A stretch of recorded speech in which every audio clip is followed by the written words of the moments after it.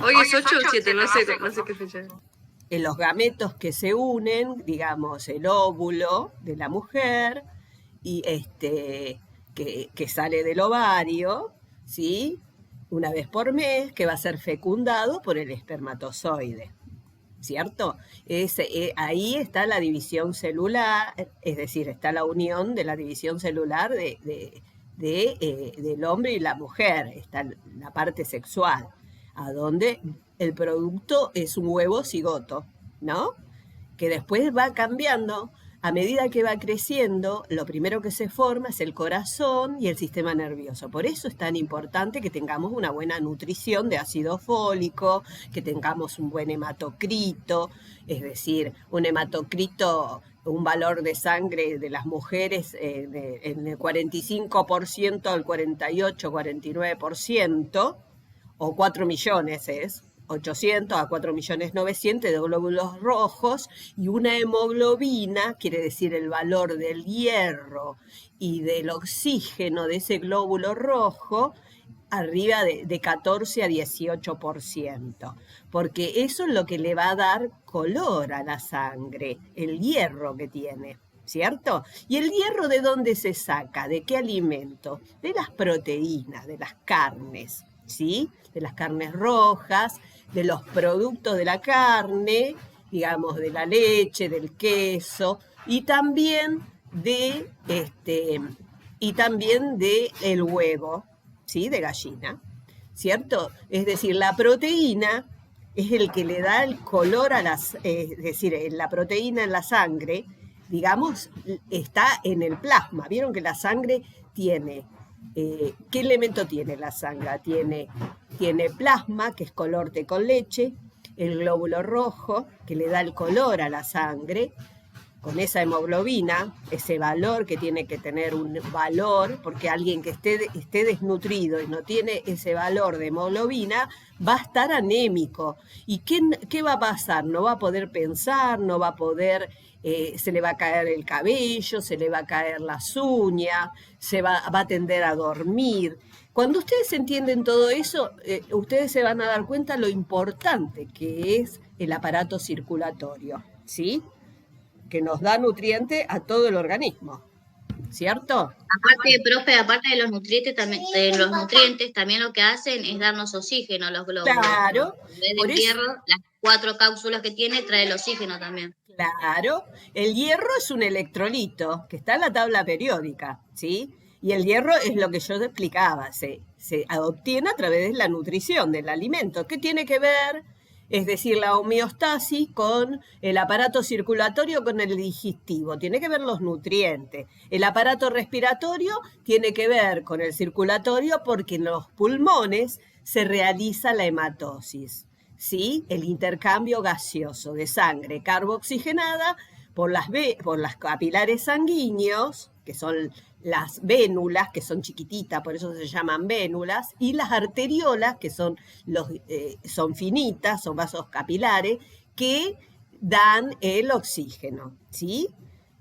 Yo tengo que entender eso. Una vez que entiendo todo el aparato circulatorio, tiene que ver con todo el cuerpo, igual que el aparato nervioso, que es el que estimula, el que nos da el estímulo, ¿sí? Nervioso. Y ahora lo vamos a ver, si ya estamos todo, voy a pasar el video para estudiar, ¿sí? ¿Lo paso? Un poquito, esperen un poquito. Un sistema, es decir, un conjunto de órganos que están constituidos por tejido nervioso y su unidad básica, su tipo celular básico, son las neuronas. Aquí podemos ver una neurona. Esta neurona consta de un cuerpo celular, lo que se llama el soma, que tiene su núcleo, en fin, una estructura celular normal, pero que tiene unas características especiales. Tiene las dendritas que llevan la información hasta este cuerpo celular, hacia el soma, y a partir de este surge el axón, a través del cual se van transmitiendo los impulsos nerviosos para llegar a unas dendritas finales o teledendritas que a través del espacio sináptico lo que harán será conectar con las dendritas de la neurona siguiente, y así se va transmitiendo el espacio sináptico que hace la sinapsis. La función del sistema nervioso es recibir información de receptores externos. Nos podemos imaginar el sistema nervioso como un conjunto de cables que llevan la información de receptores externos o internos internos hacia un ordenador central, en donde esta información que llega se procesará, se coordinará, se integrará y al final elaborará unas respuestas, unas órdenes que se enviarán a través de otros cables hacia lo que llamamos efectores externos o internos, que lo que harán serán obedecer a estas órdenes. O sea, sería toda esta maraña de cables. Entonces, el sistema nervioso central sería este ordenador central que estamos representando aquí, y el sistema periférico sería toda esta maraña o red o telaraña de cables que se distribuyen por todo el cuerpo. Y esta metáfora nos sirve para introducir las dos principales partes del sistema nervioso, que ya las he dicho: el sistema nervioso central, SNC, y el sistema nervioso periférico, SNP. El sistema nervioso central es la parte del sistema nervioso hacia la que llega información y es a partir de la que sale la información. Procesa toda esta información y genera órdenes. Entonces, como se puede ver en esta imagen, consta de dos partes fundamentales: encéfalo y médula espinal. Aquí empezaremos por el encéfalo. En la imagen lo han dividido en varias partes para que se vea con mayor claridad. Constaría el cerebro, que es la parte más grande, después el cerebelo y el tronco del encéfalo. El tronco del encéfalo, a su vez, se puede dividir en tres partes también, que serían el mesencéfalo, la protuberancia y el bulbo raquídeo, que la imagen, la protuberancia, la llaman puente de Barolio. Al tronco encefálico también se le puede llamar tallo encefálico, y a veces se utilizan diferentes nombres. Aquí a la derecha podemos ver una imagen un poquito más compacta de lo que es el encéfalo, que está protegido por el cráneo, y si nos centramos en el cerebro, como podemos ver, esta imagen consta de dos hemisferios, derecho e izquierdo, lo estamos viendo desde arriba, que están separados por una cisura, y la superficie se llama corteza cerebral y se pueden ver unos pliegues que se llaman circunvoluciones cerebrales. Es donde están las funciones más avanzadas del ser humano. El cerebelo, como se ve en la imagen anterior, está en la parte postero inferior, debajo del cerebro hacia atrás, y tenemos el tronco del encéfalo al final, que será el que conecta con la médula espinal. Hemos dicho que constaba de mesencéfalo, protuberancia y bulbo raquídeo. Después está la médula espinal, que es este cordón nervioso, está protegido por la columna vertebral, va concretamente por el conducto vertebral, que es una superposición de los agujeros vertebrales. Ya expliqué en los vídeos sobre la columna lumbar, hago una introducción al tema. El cuerpo vertebral está por la parte de delante y sirve para comunicar el encéfalo con el resto del cuerpo. Lleva información hacia el encéfalo y información desde el encéfalo a el resto del cuerpo, y como podemos ver en la imagen, pues consta de una parte cervical, dorsal, otra lumbar y otra sacra. Y tenemos el sistema nervioso periférico. Es el que conecta el sistema nervioso central con las diferentes partes del cuerpo, con los diferentes órganos del cuerpo. El sistema nervioso periférico es el que lleva la información hacia el sistema nervioso central y es a través del cual salen las órdenes desde el sistema nervioso central a la periferia. Como su mismo nombre indica, pues va hacia la periferia, es decir, hacia las zonas distales del organismo. Cuando hablamos de distal, queremos decir que se aleja, que está distante de la parte central del cuerpo, y proximal es que está próximo al centro del cuerpo. Por eso decimos que el sistema nervioso central es proximal y el periférico es distal. Entonces, las estructuras fundamentales del sistema nervioso periférico son dos: los nervios y los ganglios nerviosos. Los ganglios. ¿Qué son los nervios? Son unas estructuras alargadas que llevan los axones de las neuronas y se van distribuyendo por todo el cuerpo. Y los ganglios son acúmulos de somas de las neuronas, de cuerpos neuronales. En la imagen podemos ver una representación de este sistema nervioso periférico, una representación sencilla, concretamente del que sale de la médula espinal. La parte superior va paralelo a todo el sistema circulatorio que sale del encéfalo. En realidad, de la parte superior, desde el encéfalo, salen 12 pares de nervios craneales, los conocidos como los 12 pares craneales, porque salen fuera del cráneo, como se puede ver en esta imagen, que es una imagen en la que vemos el encéfalo desde su base. Y de la médula espinal salen 31 pares de nervios, que son los que se pueden ver aquí en la imagen, de forma esquemática. 31 pares de nervios espinales. Es decir, tenemos 12 pares de nervios craneales y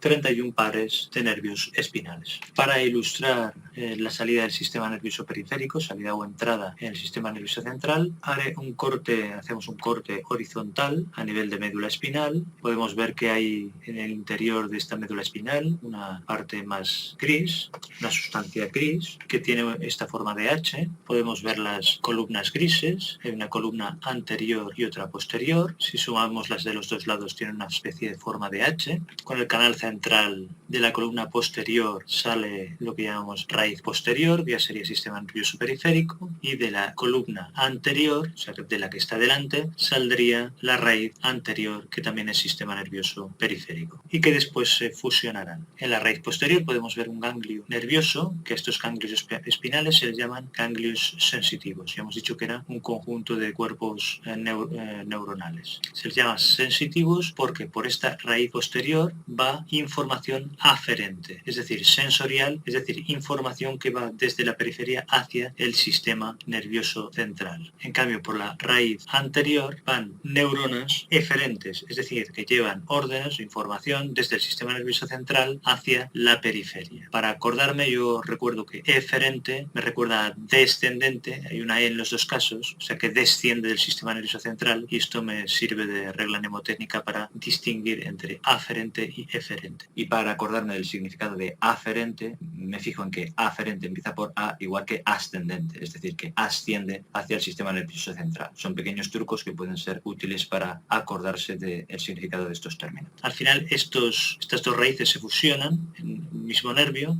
que será un nervio mixto que llevará neuronas tanto aferentes como eferentes. Es decir, información que va hacia el sistema nervioso central, aferente, o que sale del sistema nervioso central, eferente. Entonces, en cuanto a ganglios nerviosos del sistema nervioso periférico, tenemos estos que hemos comentado, los ganglios de las raíces dorsales, aferentes o sensitivos, que tienen estos cuerpos celulares de las neuronas, que son de tipo aferente, como hemos dicho antes, que llevan la información hacia el sistema nervioso central. Además tenemos también los ganglios vegetativos u autonómicos, que tienen también cuerpos celulares de nervios del sistema nervioso autónomo, que después explicaré. Y por último también los ganglios de nervios craneales, que son los 12 pares que ya hemos comentado antes. Hasta aquí estos conceptos anatómicos. Hay también otro concepto que me interesa repasar, que es el de sustancia gris y sustancia blanca. ¿Qué es la sustancia gris? Pues es el acúmulo de cuerpos neuronales en el sistema nervioso central. ¿Y sustancia blanca qué es? Pues son el acúmulo de axones y de dendritas. ¿Y dónde se localizan esta sustancia blanca y sustancia gris? Pues esta sustancia gris es periférica a nivel del cerebro, en cambio a nivel del tronco del encéfalo y de la médula espinal es central, como podíamos ver en la imagen anterior de la sección horizontal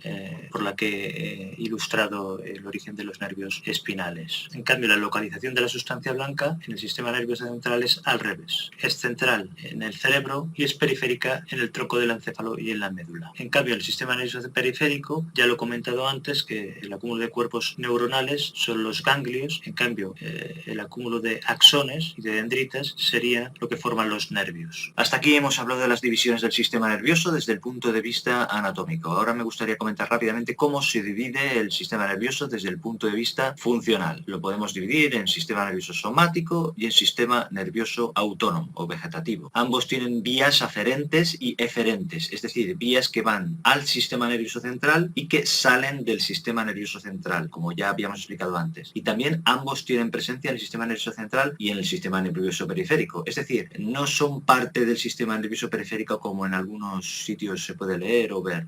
Hay que pensar que la división en sistema nervioso central y periférico es una división que hacemos desde un punto de vista anatómico. En cambio, la división entre sistema nervioso somático y sistema nervioso autónomo es una división que hacemos desde el punto de vista fisiológico o funcional. Son visiones distintas de lo mismo. Dicho esto, el sistema nervioso somático está relacionado con los movimientos voluntarios. Podemos decir que tiene unas vías aferentes y unas vías eferentes o motoras. Las vías aferentes pueden ser sensoriales, con la vista, oído, olfato, gusto, y unas vías aferentes sensitivas, que son el tacto fino y grueso, todo el tema propioceptivo, es decir, el que nos indica la posición del cuerpo, las articulaciones, tono muscular, tendones, nos dice en qué posición tenemos el cuerpo. En cambio, la vía eferente o motora es la vía voluntaria y es la que se corresponde con los impulsos nerviosos que hacen que se contraigan los músculos estriados esqueléticos, el bíceps, el tríceps, el cuádriceps, etc. El neurotransmisor del sistema nervioso somático es la acetilcolina. Y después tenemos el sistema nervioso autónomo o vegetativo, que es el que controla los movimientos involuntarios y se divide a su vez en dos partes, el simpático y el parasimpático. El sistema nervioso autónomo simpático es el que está relacionado con las situaciones situaciones de alerta, con la respuesta de lucha y huida, el fight and flight response. Su neurotransmisor es la noradrenalina, es el que hace que aumente nuestra frecuencia cardíaca ante un peligro, aumenta la frecuencia respiratoria, aumenta el tono muscular. En cambio, el sistema nervioso parasimpático es el opuesto, se equilibra con el anterior y este está relacionado con las situaciones de relajación. Es el de la respuesta descansa y digiere, el rest and digest, es el que hace que disminuya la frecuencia cardíaca, la frecuencia respiratoria, relajación muscular y el que hace que aumente la digestión. Y su neurotransmisor principal es la acetilcolina, curiosamente igual que el sistema nervioso somático. Y para finalizar, remarcar que todas estas divisiones y distinciones que hacemos son clasificaciones que usamos los seres humanos para podernos entender y comunicar, pero en realidad la realidad es mucho más compleja, y en la vida real todas estas divisiones y funciones se solapan entre sí, no solo estas de las que hemos hablado, del sistema nervioso, sino también con el sistema endocrino, el digestivo, etc. Entonces, este vídeo ha sido una introducción al sistema nervioso, pero espero que haya sido útil y que te haya gustado. Recuerda hacer clic en me gusta, compartir y suscribirte al... Bueno, ya terminó. ¿Entendieron algo? Estás encima de los riñones. ¿Vieron? Bueno, Está la bien, muy médula y la bien. corteza. Eso sería Claro, y bueno, y ahí también está el corticoide, el cortisol, ¿sí? Que es una sustancia, la médula. Sí. claro, que es antiinflamatoria, que ustedes también la van a utilizar ante un shock anafiláctico, ante un edema de glotis, que se inflama la glotis, y muchas veces se utiliza el corticoide como antiinflamatorio de cualquier órgano y sistema, ¿sí? Y también en el recién nacido, en el nacido prematuro, se le da la betametasona, que es una medicación para madurar los pulmones antes de tiempo, porque un bebé tarda mucho tiempo en madurar los pulmones, casi en el último mes. Es decir, que los alveoles... Igual se la dan a la mamá, creo, ¿no? Durante Claro, el embarazo. intramuscular se da esa medicación para que cuando ya hay un probable parto prematuro, hay indicaciones que ustedes también tienen que saber porque tienen que educar a la mamá, educar a la familia. Enfermería educa, es una de las acciones que hace uno, que son importantísimas, tranquilizar al paciente y educarlo para prevenir patologías más graves o que se descompense, que no esté en equilibrio. Entonces, si nosotros tenemos a alguien en la población, digamos, por ejemplo, alguna mamá que no tiene conocimientos y sabemos que tiene un embarazo, tenemos que educarle y decirle que tiene que ir al médico, hacerse los controles, colocarse las vacunas, prevención y promoción, que en salud pública está en el primer nivel de atención, ¿vieron? Por eso la salud pública que ustedes ven con la profesora Lavallo es importantísimo, porque nosotros nos basamos mucho en esa ciencia, que es una ciencia, ¿sí? Que estudia la epidemiología, es decir, las epidemias, las pandemias, las endemias, estudia las enfermedades que se alojan en las probables poblaciones donde hay cierto tipo de enfermedades que son más frecuentes, ¿sí? Estudia el número de casos y ahí baja órdenes el gobierno desde el municipio para implementar acciones, intervenciones de salud para que esa población esté en equilibrio, ¿sí? Es decir, por eso nosotros también salimos con enfermería comunitaria, porque nos tenemos que dedicar a educar. ¿Para qué? Para que no se enferme la población, ¿entienden? ¿Y a través de qué educamos? De nuestros conocimientos científicos que los adquirimos en el instituto, en el lugar que estemos estudiando. Es decir, y no tiene que ser de memoria, tienen que comprender y entender, entonces todo ese conocimiento no va a ser a corto plazo, va a ser a largo plazo. Por eso yo les digo, estudien con dibujitos, estudien entendiendo. El docente lo que quiere, la memoria sí la van a tener que utilizar, pero con el entendimiento, construir los conocimientos de forma constructiva la inteligencia está cuando yo esos conocimientos que tengo lo aplico a donde hay un problema de salud. ¿Entienden? Así que bueno, un caso paciente con una puérpera que ustedes, de 12 horas de evolución en el puerperio, que lo primero que ustedes a la valoración, al encontrarse con esa puérpera, ¿qué hacen? Le hacen la valoración y la paciente está con dolor. Los dolores típicos del entuerto, ¿no? Porque está volviendo ese útero a la normalidad, esa paciente perdió mucha sangre. Entonces, ¿qué cuidados de enfermería yo voy a realizar con una puérpera inmediata? Es decir, es puerperio inmediato, ¿cierto? Que hay distintos tipos de puerperio. A medida que pasa el tiempo va cambiando. Entonces, ¿qué le voy a controlar? La tensión arterial, la frecuencia cardíaca, obvio que va a estar respirando bien también. La temperatura, le voy a controlar el sangrado, los loquios, para ver cómo son, si es abundante, si hay coágulos, cómo está evolucionando en esas primeras horas esa paciente, esa retracción uterina, ese cerrado de vaso sanguíneo.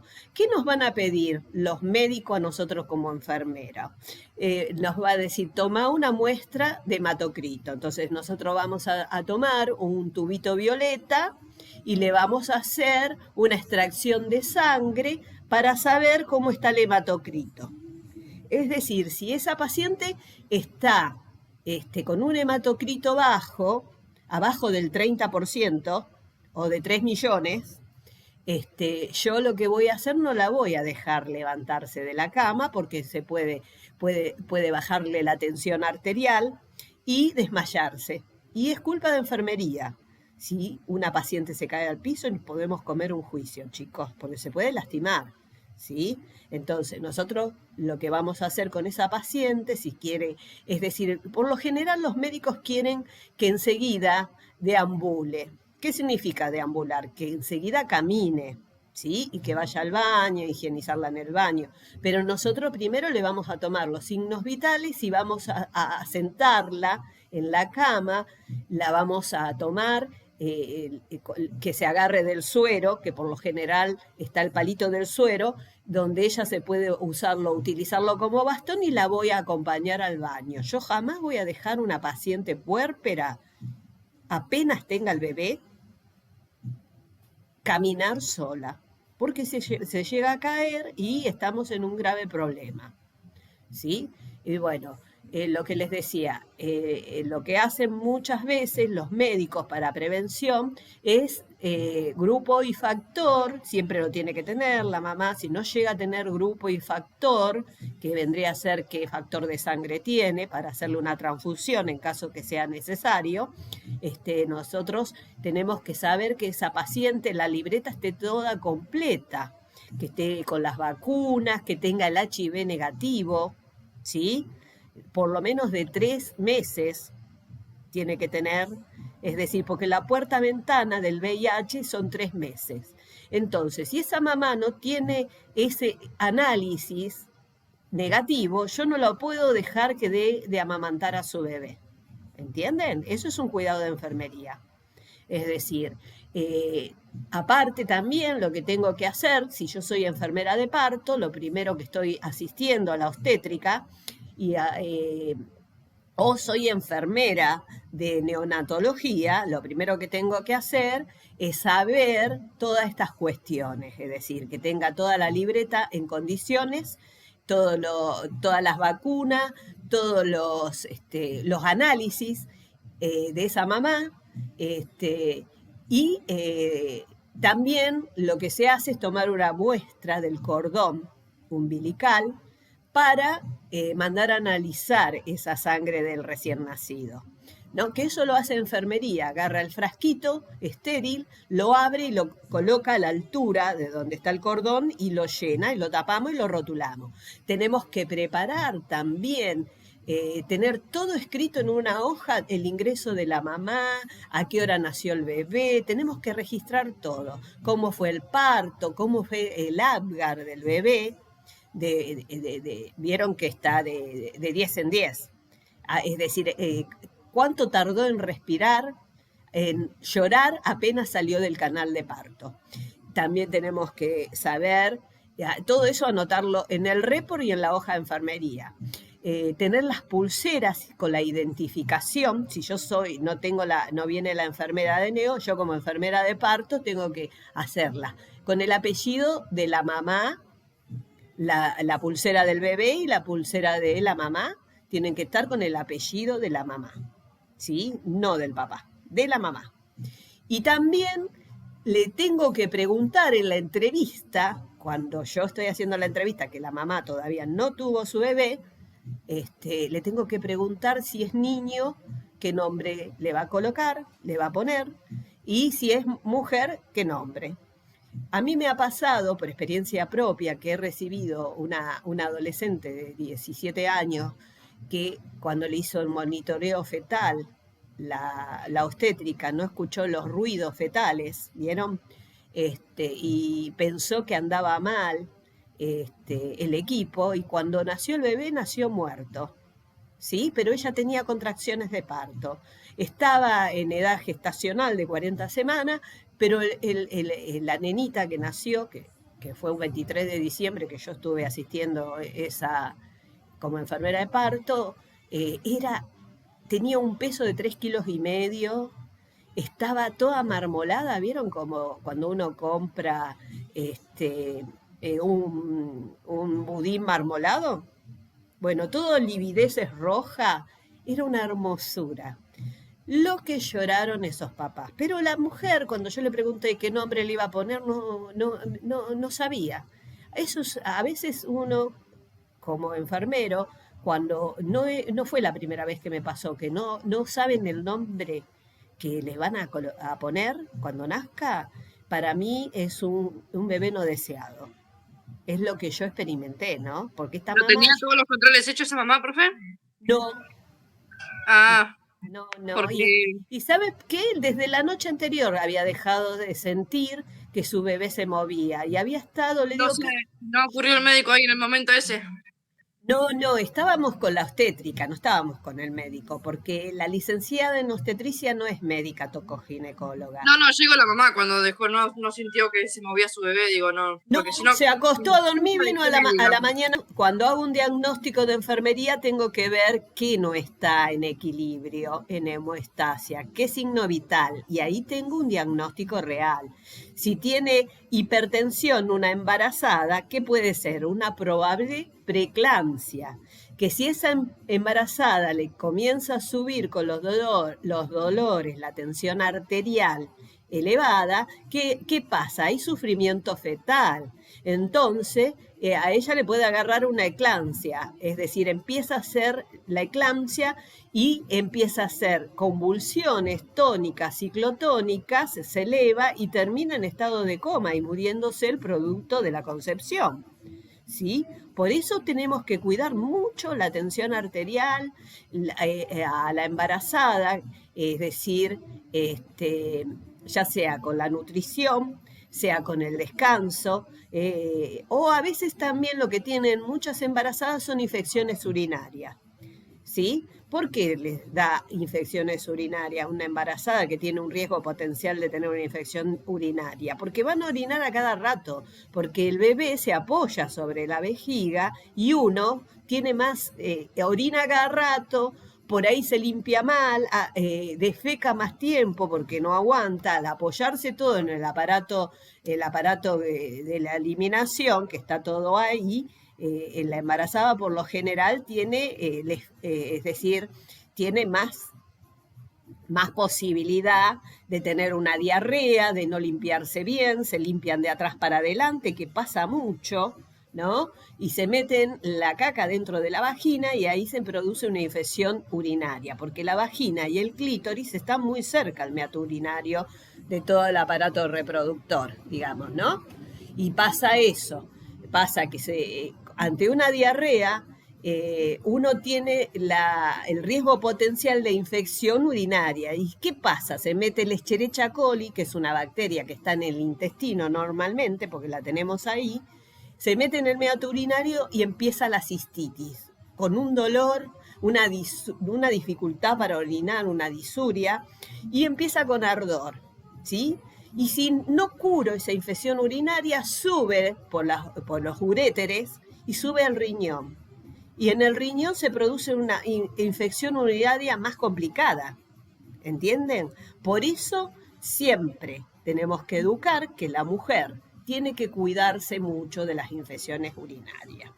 También se producen por hacer el coito anal, ¿sí? Muchas mujeres, para no quedarse embarazadas, tienen el coito anal y el hombre comete el error, o nosotras no sabemos, de que después de tener coito anal tienen coito vaginal y no se lavaron o no se cambiaron el preservativo y nos producen infección urinaria. Esa es una de las cosas que yo lo aprendí estudiando, antes no lo sabía. Pero hay cosas que no, por vergüenza no las dicen, pero uno tiene que saber los riesgos que puede tener uno, cómo debe tener una buena relación sexual, que es lo más lindo que hay, que tiene el ser humano cuando lo hace con amor, con respeto, tanto el hombre como la mujer. Es algo normal, es de la vida. No tiene por qué ser un pecado, como decían los curas en mi época, ¿sí? Si somos seres sexuales, lo último que se le muere a un paciente es el deseo del amor y del género que nos guste. Seamos el gusto que tengamos, ¿no? Bisexuales, heterosexuales, homosexuales. Hay que respetar eso. Mira, Losam Rampa, el sabio tibetano, dice: qué triste haber nacido en un cuerpo de mujer queriendo ser hombre. Porque nosotros somos, el huevo cigota, los primeros 3 meses no tiene género. Se hace después el género, ¿sí? Es decir, porque los hombres, ¿por qué tienen las tetillas? Porque fueron mujeres, gameto femenino al principio, y le quedaron de secuela las tetillas, ¿sí? ¿Se dan cuenta? ¿Sabían eso? Yo lo que sabía también era que como las mujeres tenemos las hormonas, nuestras hormonas y los hombres la suya, también tenemos una mínima, la mínima sustancia de la mujer también la tienen los hombres y las mujeres también. Tenemos la testosterona y tenemos tenemos las dos hormonas, ¿sí? Claro, sí. Algunas se pronuncia más y otra menos, pero ya les digo, el huevo cigota es XX, apenas se fecunda. Después se desarrolla. ¿Vieron que hay que esperar un tiempo para ver qué género va a ser? Es decir, nuestro clítoris es el pene atrofiado, ¿sí? ¿Por qué está atrofiado? Porque no creció, porque somos nenas. ¿Se dan cuenta? Ah, vos te reís, Silvina. Voy a grabar la introducción, la presentación del paciente,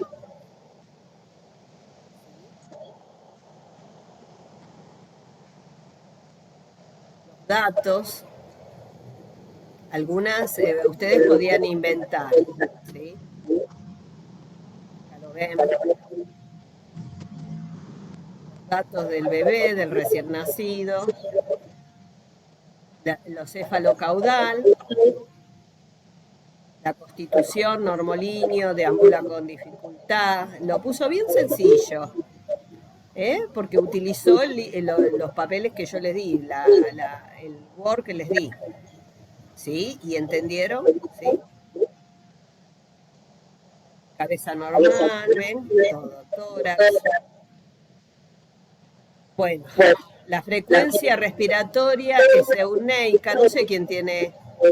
Acá están las necesidades, ven que la paciente tiene eunea, ¿sí? Euneica, puso. ¿Sí? Entrada, presenta buena entrada porque está respirando bien, cómo está la piel, húmeda. No utiliza los músculos accesorios, ¿sí?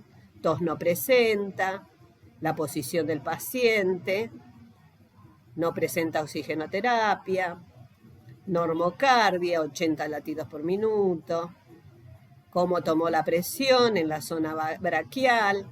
Cuando es una presión normal, Una tensión arterial es normotensa. No presenta sintomatología coronaria, quiere decir que no tiene ninguna insuficiencia cardíaca, tampoco presenta accesos vasculares, que quiere decir que no tiene ninguna vía periférica. El peso, la talla, la dieta, ¿ves? Lo que come, la cavidad bucal, no presenta dentadura postiza, está muy bien. Acuérdense que el año que viene vamos a hacer lo mismo con un paciente con problemas, ¿no? No presenta prótesis dentaria. Manifestaciones gástricas, todos pusieron presenta dolores de entuerto. ¿Le dolía el estómago por el entuerto? ¿Tenía acidez? ¿Tenía piroxis? ¿Qué tenía? Esto acá, esto no está, no, es decir, cuando hablo de manifestaciones gástricas tiene que ver con el estómago. ¿Dónde tienen los dolores del entuerto? ¿A la altura de dónde? Del abdomen. Del abdomen, pero ¿de dónde? Del hipogastrio, ¿sí? De abajo, digamos, del lado de... los dolores no son del estómago. Si tiene dolor de estómago... ¿no? Sí. Claro, ¿ven? Esto es algo que unos cuantos se equivocaron, que cuando hablo de manifestaciones gástricas tiene que ver con el estómago, si tiene náuseas, si tiene vómito, si tiene gases, no, ni siquiera gases, sí puede tener eruto, que eruta, hace bra, bra y eruta, pero que si le duele el estómago y tiene acidez, ¿sí? Quiero explicar eso. Característica presenta del lado del abdomen con dolores debido a entuertos intestinales. ¿Ves que está cerca del intestino en realidad? Es la parte del útero donde duele. El estómago no duele. Con los entuertos está en el útero, chicos. Quiero que entiendan bien eso. Pues está bueno que equivocarse porque aprendemos también, ¿eh? Como deambula, defecación normal, refiere que evacúa una vez al día, urinaria, no tiene problema, controla los esfínteres porque puede hacer pis y caca por ella misma. Alteración en la micción quiere decir que no tiene problemas al orinar, que no tiene dolor, ardor, ¿sí? Eso siempre tenemos que observar también en una embarazada. En una puérpera, sobre todo si tuvo una cesárea, porque va a estar con sonda, ¿no? Con sonda vesical. Cuando retiro la sonda vesical puede tener una alteración en la micción porque si se la pusieron, no se la colocaron de manera estéril, muchas veces suele suceder y ahí tiene una infección urinaria y va a haber que darle antibiótico, ¿sí? Como yo les expliqué, la infección urinaria, uno tiene dolor, ardor al orinar, orina cada rato, después nos puede llegar a doler atrás la parte de los riñones, ¿sí? Eso es cuando la infección ya se va subiendo por los uréteres, ¿sí? Y sube al riñón. Por eso tenemos que tener mucho cuidado con el meato urinario de cualquier persona, ¿no? Hasta una persona sana. Bueno, tiene retención de líquido, tiene leve inflamación en los miembros inferiores. Esta palabra inflamación tendríamos que haber colocado edema, ¿sí? Debido al embarazo, porque debe tener la proteína alta en sangre, que es lo que sucede con estas mamás, ¿no? Drenajes de orina no presenta, necesidades de movimiento. ¿Ven? Al tener los miembros inflamados, tiene edemas, acá está, bien colocada, la palabra, tiene edemas, con un efecto Godet. El efecto Godet quiere decir que yo toco esa pierna y se hunde, y en cuanto se hunde sube para arriba. Se hunde porque vamos a ver el efecto Godet, o fovea también se dice, ¿sí? Para que lo tengan en cuenta para el año que viene, y está bueno que lo vayan sabiendo. Bueno, entonces deambula con dificultad porque tiene dolor abdominal, que son los dolores del entuerto. Se dan cuenta que no es del estómago, es debajo en el abdomen, arriba suprapúbico, cerca de dónde, del útero. Ahí va a tener los dolores, ¿sí? Que se le puede llegar a irradiar por todo el peritoneo. ¿Qué es el peritoneo? Todo el intestino, ¿sí? Eso puede irradiarse, que quiere decir que como sale como un calor en la irradiación, ¿vieron? Bueno, se moviliza en cama con ayuda de algún familiar o con ayuda de enfermería. Nosotros las primeras horas de una puérpera vamos a estar al lado de ella controlando todos los signos vitales y los loquios. Y la vamos a higienizar nosotras. Y le vamos a cambiar el apósito, lo vamos a mirar y lo vamos a oler. ¿Sí? Enfermería tiene que acostumbrarse con el olfato a oler, por si viene algún olor que no es normal. ¿Sí? El olor de un loquio es, ustedes ya si son enfermeros de maternidad, se van a dar cuenta cuando hay olor feo porque hay una infección, ¿sí? Que puede ser desde antes de tener el bebé, ¿sí? Bueno, la influencia en el dolor, la movilización, acá cuenta, ¿no? Bueno, manifiesta sentirse agotada y ansiedad por su bebé. Les cuento que ansiedad es un diagnóstico real. Ansiedad relacionado ¿con qué?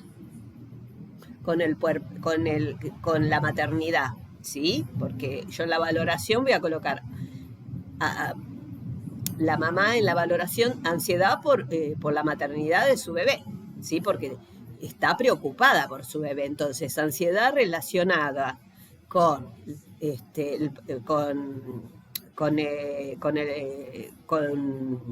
la maternidad del bebé, que tuvo su bebé, ¿sí? Manifestado ¿por quién? Por la paciente. Porque ella es un diagnóstico subjetivo, porque por la agotación también puede ser. Puede ser ansiedad relacionado con agotamiento, también manifestado por la ansiedad, por el nacimiento de su bebé, ¿sí?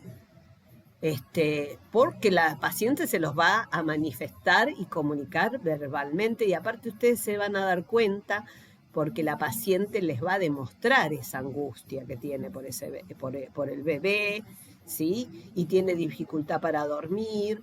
¿Por qué? Entonces tiene alteración del patrón respiratorio relacionado con la maternidad, manifestado por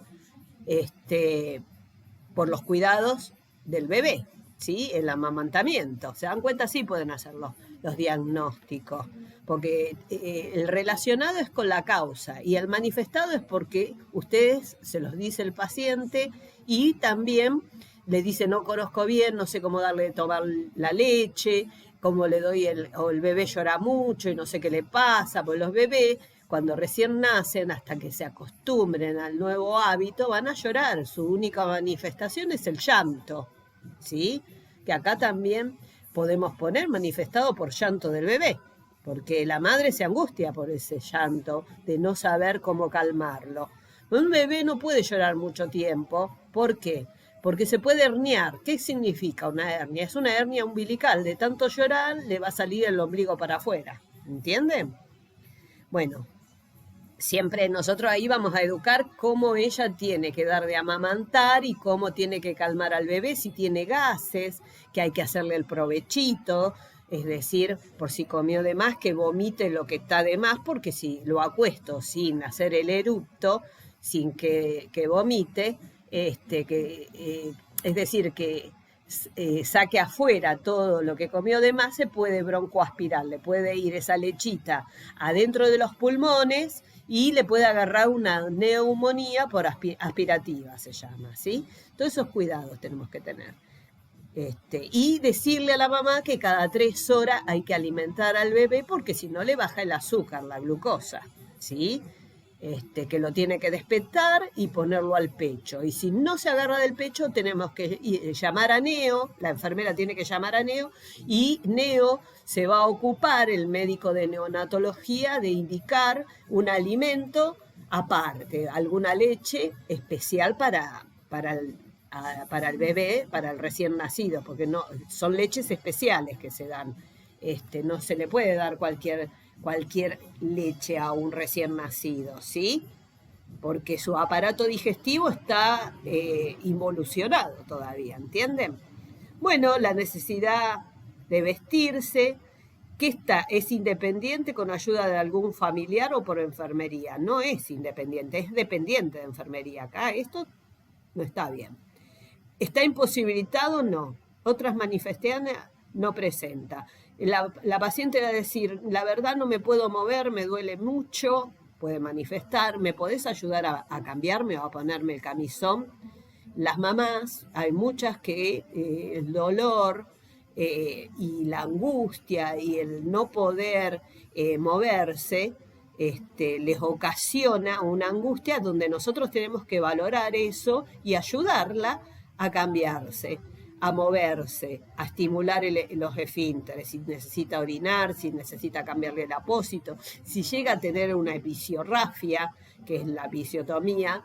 La episiorrafia es que ya está acosada, cómo ella se tiene que lavar, cómo se tiene que curar, la manera más eficaz de que eso cicatrice enseguida, que muchas veces le podemos decir que una vez que ella se higieniza, que fue al baño, se puede secar con el secador de cabello para que se seque más rápida los puntos que tengan, ¿sí? Ahí abajo. Muchas veces esos puntos se disuelven solo, por lo general, no necesita ir al médico que le saque los puntos de la episiorrafia, ¿sí? Bueno, vamos a controlar siempre la temperatura corporal, porque una paciente que está dando de amamantar puede presentar una inflamación en las mamas por exceso de leche y hay que estimularla y sacar esa leche con una jeringa especial que se compra o un sacaleche en la farmacia, ¿sí? Bueno, los hábitos higiénicos, como esta paciente presenta buena higiene corporal, es decir, nosotros no tenemos que ocupar de todo eso. Muchas veces van a recibir mamás que no tienen camisones limpios y le van a tener que colocar un camisolín ustedes del hospital o buscarle, porque depende de donde ustedes estén trabajando. Si trabajan en un hospital como el Oñatibia o el Meléndez o el Gandulfo, a veces van gente que no tiene no tiene nada, y el enfermero, por lo general los enfermeros en los hospitales, los religiosos, nos traen camisones para la gente y ropita para el bebé, porque viene gente sin nada, sin ropa, sin nada, ¿sí? La seguridad física no presenta ningún problema de caída, ¿no? Ni autolesión, quiere decir que la paciente está bien de la cabeza psíquicamente, está ubicada en tiempo y espacio, ¿sí? Seguridad psíquica, que ella que expresa tener ansiedad y angustia por su bebé, por desconocimiento de la dificultad al amamantar. Ahí tenemos un diagnóstico real también, que ya lo vimos anteriormente también. La comunicación es verbal, es clara, ¿sí?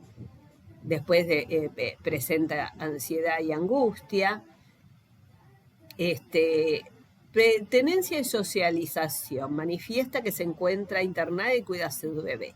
Cuando hablamos de esto, quiere decir si ella se siente bien dentro del hospital, con los enfermeros y los médicos, o con otros pacientes. Bueno, ella está centrada en su bebé y en ella.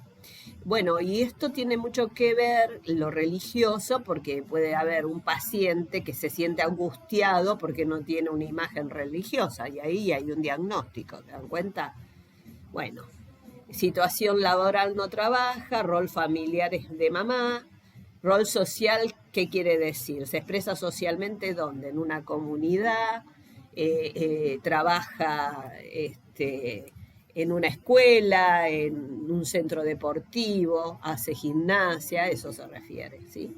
Hábitos de la duración, brinda de recreación. Muchas veces esta paciente se va a tener, la recreación que tiene, no tiene recreación, tiene que cuidar al bebé. Y socializa con su entorno, quiere decir que habla con todas las otras pacientes. Pero también lo que puede pasar es que agarra el teléfono y se pone a socializar por WhatsApp, digamos, ¿no? O mira la televisión. En los hospitales hay televisión, ¿sí? O escucha la radio o escucha música, a eso se refiere. Siempre hablamos, ¿saben de qué? De edad dentro del hospital, cuando hablamos de las necesidades de Henderson. Bueno, ¿ves? Necesidad de aprender, la paciente refiere buena comunicación con los profesionales de salud y colabora con su tratamiento. Quiere decir que hace caso mientras está internada, ¿sí? Bueno, acá está, ¿sí? Con el problema, colabora con el autocuidado. Bueno, acá terminamos. Los diagnósticos. ¿Ven cómo colocó acá su compañera? 26 años, puerperio inmediato, con los signos estables y presenta dolor abdominal. Dolor en zona abdominal. Yo puedo colocar dolor agudo o dolor crónico, relacionado con entuertos, ¿sí? Acá está el puerperio, por eso salen los entuertos, manifestado por dichos verbales y gestos del dolor. Yo puse una escala del 8 al 10, tiene dolor en 8. Que la Yo puse que estaba manifestado por la escala del dolor del 8 al 10. No sé. Claro, igual esto no está mal, ojo, porque la paciente también. Yo puedo colocar dichos verbales y gestos de dolor, porque ustedes miran la carita, ¿sí? No está mal, ¿eh? Yo no digo que esté bien. Bueno, que el paciente logre disminuir el dolor abdominal durante, ¿qué cosa? Las acciones, el control del óquio, administrar analgésico, que acá puedo yo poner el ibuprofeno 200 miligramos según indicación médica, y educar al paciente que deambule prematuramente. Y después acá me olvidé de colocar en una hoja de enfermería. Después de todo visto, ¿yo qué hago acá? Registro en hoja de enfermería. ¿Por qué registro en hoja de enfermería? Porque lo que no está escrito no está hecho. Bueno, acá está toda la se coloca abajo de todo cuando terminas de las acciones, se registra en hoja de enfermería, se pone en todas. Claro. Muchos no lo pusieron, otros sí. Loquios sí, no, bueno, pero de a poquito, chicos, van bien, ¿sí? Tiene loquios abundantes, riesgo de sangrado relacionado con inadecuada involución del útero. ¿Es inadecuada? No es inadecuada. Porque si no, acá tenemos que el logre de los factores de riesgo, ella le mandó que estaba inadecuada, lo inventó. ¿Qué quiere decir? Que no está involucionando bien y que está tardando del sangrado. Está sangrando más de lo que es. Es que es un riesgo potencial. Esto puede pasar si yo no le doy la medicación que necesita a esa paciente, que por lo general se le da oxitocina, ¿sí? La oxitocina ayuda a involucionar el útero, va a estar las primeras horas con un destroza, con un pollo de oxitocina o 2, de acuerdo diga la médica, la que está haciendo el tratamiento, que va a estar escrito en las indicaciones médicas, con cuánto y a qué goteo le vamos a colocar. Nosotros acá no pusimos eso. O también está la vasofortina. La vasofortina también es una medicación que ayuda a la involución uterina y a cerrar todo lo que son los vasos que están sangrando. Pero lo que tiene la oxitocina como efecto colateral, por eso no se está administrando, porque porque produce hipertensión arterial, ¿sí? Entonces cambiaron el tratamiento los médicos de acá a un tiempo por ese riesgo potencial de que esa medicación haga eso, es decir, le dé tensión arterial y que la paciente haga un ACV, un accidente cerebrovascular, porque acuérdense en que la mamá que estuvo con 2 litros más de sangre, en vez de tener 4 litros y medio, tiene 6 litros y medio porque está embarazada. Por lo general las embarazadas tienen 2 litros más de sangre y los factores de coagulación están alterados. ¿Qué quiere decir? Que va a estar el fibrinógeno y las plaquetas más en menos cantidad. Por eso se le da la vitamina K al recién nacido, porque lo único que no hereda de la mamá es los factores de coagulación, ¿sí? Entonces al bebé se le da la vitamina K en el muslo anterolateral intramuscular, ¿sí? Se dan cuenta que acá estamos estudiando también cuidado centrado en la comunidad, en la familia, ¿sí? cómo es, cómo tiene que ver la recepción del recién nacido, qué es lo que hacemos los enfermeros de maternidad o los enfermeros de neo. Recibimos al bebé, lo secamos, lo llevamos a la recepción del recién nacido, donde se los va a pesar desnuditos, ¿sí? Le vamos a limpiar todo, los vamos a secar, porque nacen todos mojaditos con el unto sebáceo, que digamos que están todos como blanquitos, como más unto sebáceo tenga, quiere decir que ese bebé estuvo muy bien nutrido dentro de intraútero. Y también le vamos a medir la talla, el peso, el perímetro cefálico, vamos a medir, vamos a aspirar a ese bebé, se lo aspira y con la misma sondita que se aspira, después el médico lo que hace, a veces lo aspiramos nosotros y a veces lo aspira el neonatólogo, se fija si el ano está abierto, ¿sí? Si muchos bebés nacen con el ano cerrado, ahí tenemos un riesgo potencial de que ese bebé va a tener que ir a quirófano inmediatamente porque hay una patología del neonato, ¿no? Después vamos a observar si tiene todos los dedos, si está todo bien formadito. Todo eso se va haciendo en la valoración del recién nacido. Se le coloca las vacunas, ¿sí? Del recién nacido, la vacuna de la hepatitis y la BCG. A veces se coloca en el momento y otras veces se coloca mientras está internado, porque ese bebé no se va a ir el mismo día. Esa mamá va a tener por ahí 1 o 2 días o 3 días de internación hasta que ellos estén bien ambos, ¿sí? Se va a observar todo el aparato cardiológico, el médico lo va a auscultar, después nosotros lo vamos a vestir, ¿sí? También le van a tomar la huella plantar, ¿sí? Al bebé. Eso lo hace el médico por lo general. Enfermería no lo hace, pero nosotros, sí, en ese caso que la médica esté muy ocupada y hay muchos, a mí me ha pasado de tener 5 partos en pocos segundos, que a veces tenemos que saber lo que se hace y tenemos que poner nosotros a hacer cosas que son de médico, que no es nada del otro mundo que vamos a cometer una iatrogenia, que vamos a hacer algo mal. Simplemente sabemos lo que se hace y en el momento que hay muchos niños naciendo a la vez, vamos a colaborar haciendo cosas que hacen los médicos, ¿sí? Le vamos a poner las gotitas en los ojos, la vitamina K, las vacunas, y lo vamos a abrigar, le vamos a poner la pulserita con el apellido de la mamá, vamos a buscar porque tiene un número, todo tiene que coincidir. Eso es lo que, no equivocarse de bebé cuando hay muchos bebés naciendo en el mismo tiempo, ¿sí? Bueno, miren. Bueno, seguimos con esto. Acá en la valoración puso que es una necesidad alterada, que es un diagnóstico subjetivo porque está agotada.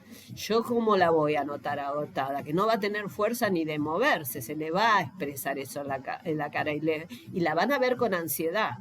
Porque al estar agotada y ansiosa y encima el recién nacido llorando, como diagnóstico, ¿qué puso acá? Alteración del patrón del sueño, porque también agota, relacionado con amamantamiento al recién nacido, manifestado por agotamiento y ansiedad.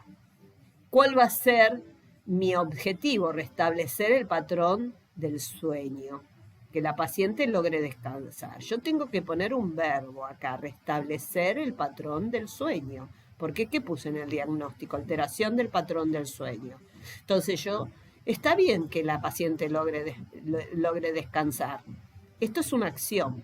Entonces yo siempre, todo lo que sea insatisfacción del amamantamiento, es decir, que restablezca la insatisfacción, ¿sí? Acuérdense que el objetivo, porque el año que viene van a tener investigación, son verbos, ¿sí? No está mal, pero bueno,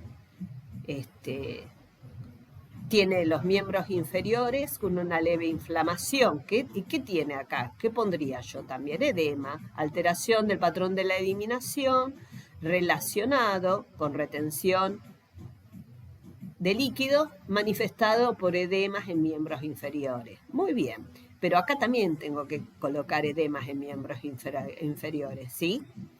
Bueno, que la paciente logre restablecer el patrón de la eliminación, ¿sí? Y ahí que va a reducir las edemas, ¿sí? Bueno, listo.